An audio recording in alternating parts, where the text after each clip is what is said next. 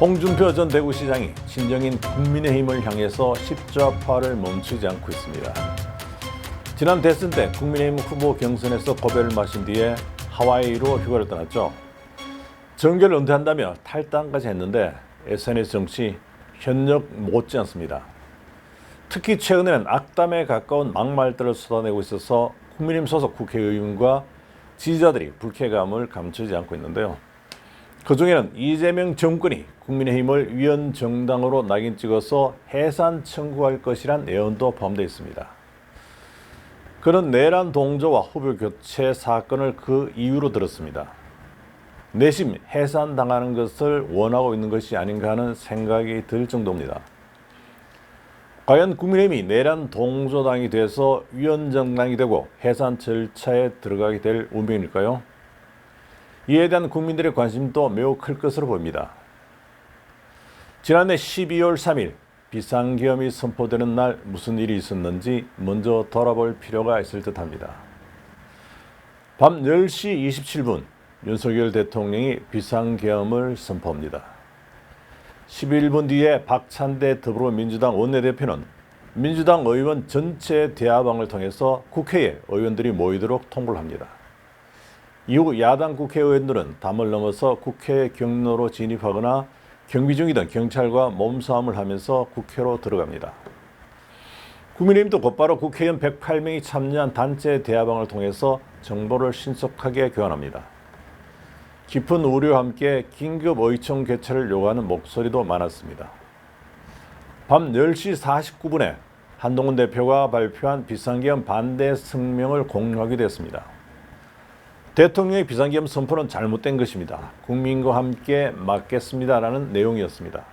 이런 가운데 한 대표와 비윤, 친한계 의원 18명이 국회로 진입했습니다. 밤 11시 22분 윤석열 대통령은 비아폰을 이용해서 추경호 원내대표와 약 1분간 통화를 합니다. 그리고 6분 뒤에 계엄사령부가 포고령 제1호를 발표했습니다. 정치 집회와 시위를 금지하고 언론 출판 금요를 선포했습니다. 논란이 된 의료원 48시간 내 본업 복귀 명령도 포함됐습니다. 이때부터 국민의힘은 혼란을 빚게 됩니다. 밤 11시 4분 국민의힘 단톡방에 비상의총이 국회에서 열린다고 올라왔습니다. 그리고 밤 11시 9분 국회가 봉쇄됐다는 문자들이 올라오자 추경호 원내대표는 중앙당으로 모여달라고 공지를 변경합니다. 그리고 다시 11시 33분 추 원내대표는 의총 장소를 국회 예결위 회의실로 바꿨습니다. 그리고 다음날 0시 3분부터 세 차례 걸쳐서 중앙당에서 의총을 한다고 재공지를 합니다. 그때는 더불어민주당 의원을 중심으로 해서 계엄 해지를 의결한 뒤였습니다. 더불어민주당은 추경호 원내대표를 비롯한 일부 원내대표단이 의총 장소를 의도적으로 바꾸면서 국회의원들이 본회의 표결 참여를 방해하면서 내란에 동조한 것으로 보고 있습니다. 의총 장소가 오락가락한 것은 사실입니다.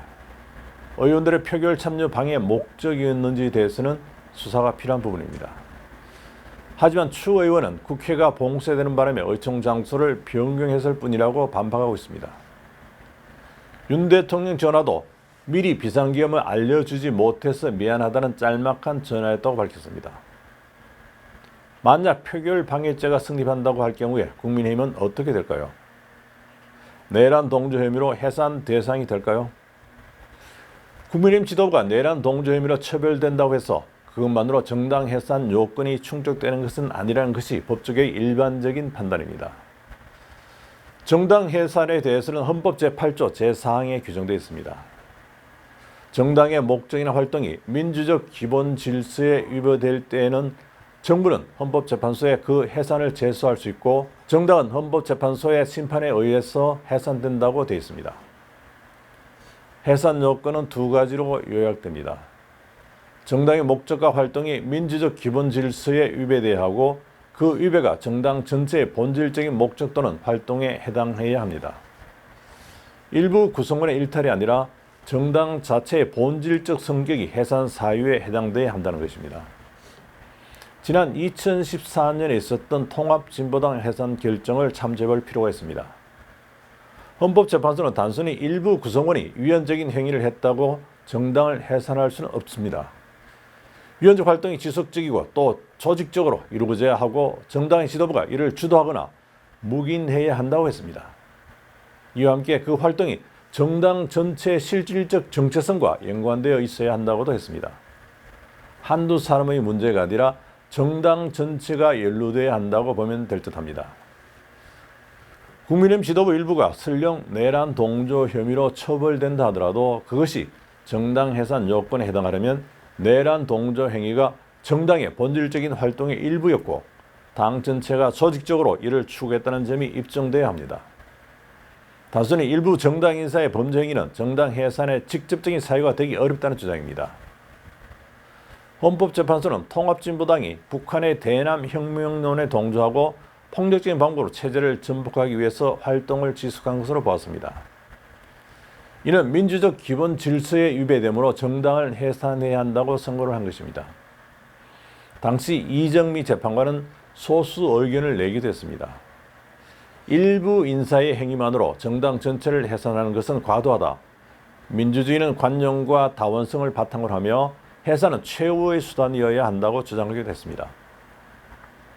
홍준표 전 대구시장과 민주당 일부 의원이 주장하는 국민의힘 해산 여부는 표결 방해에 대한 수사와 함께 민주헌정 질서 파괴를 정당의 목적으로 하고 있는지 등에 대한 종합적인 판단이 필요합니다. 따라서 지금 당장 국민의힘을 해산해야 한다는 주장은 진도가 너무 나간 느낌입니다. 이와는 별도로 홍 시장은 창당 가능성을 열어놓고 있습니다. 최근 자신의 온라인 소통 채널 청년의 꿈에서 신당 창당 요구에 대해서 알겠습니다 하고 묘한 답을 한 것입니다. 정계를 은퇴한다고 했지만 자신이 중심이 되는 정당 창당에는 관심이 있는 듯합니다. 하지만 잘 아시는 것처럼 창당이 쉽지는 않습니다. 현역 국회의원을 얼마나 흡수할지가 최대 관건입니다. 현재로는 홍 전 시장에게로 달려갈 의원이 있을지 의문입니다.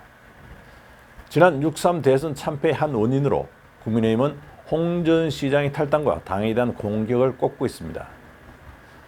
따라서 지금 홍 시장에게 가는 것 자체가 보수 진영에게는 배신자로 낙인 찍힐 우려가 크기 때문에 동참할 의원이 선뜻 나서지는 않을 것으로 보입니다.